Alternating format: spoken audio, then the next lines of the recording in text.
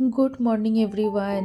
আজকে না সকালটা প্রচণ্ড ল্যাদ লাগছে, বিকজ উঠেই ঘুম থেকে দেখছি কিনা যে বাইরেটা তো পুরো কুয়াশায় ঢাকা, প্রচণ্ড অন্ধকার। এদিকে ইভানকেও স্কুলে যাওয়ার জন্য রেডি করতে হবে।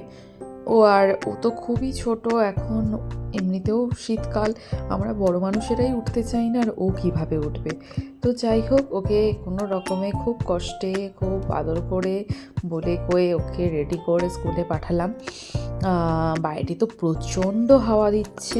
তারপরে বাড়িতে এসে এদিক ওদিক কোনো কাজ না করে ডিরেক্ট চলে গেলাম রান্নাঘরে কফি বানাতে। কারণ এই যা শীত পড়েছে, কফি না খেলে একদমই হবে না, কাজেও এনার্জি পাবো না, ঘুম পাবে, আর এরকম সারাদিন ল্যাদ লাগবে, আমাকেও অফিস যেতে হবে।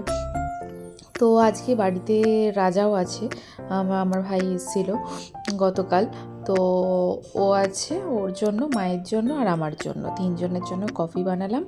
আর বোন তো খুব একটা কফি খায় না, আর ও তাছাড়া এখন ঘুমাচ্ছে। তো আমরা তিনজন তাড়াতাড়ি করে একটু কফি খেয়ে নেব।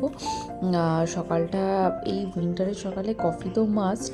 তোমরা তো জানোই আমাদের বাড়িতে সবাই কফি পছন্দ করে, আর আমার হাতের কফি তো সবাই খেতে ভালোবাসে।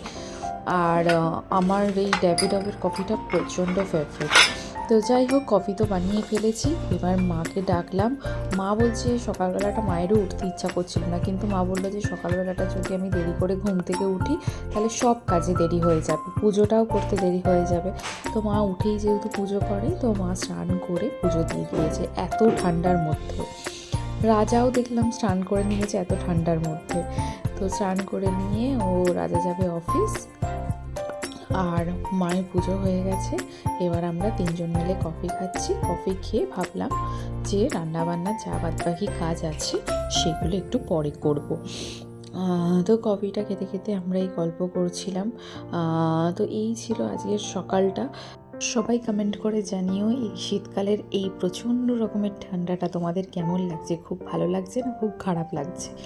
আমার কিন্তু বেশ ভালো লাগছে, কারণ শীতকালে ঠান্ডা পড়া উচিত বলে আমার মনে হয়।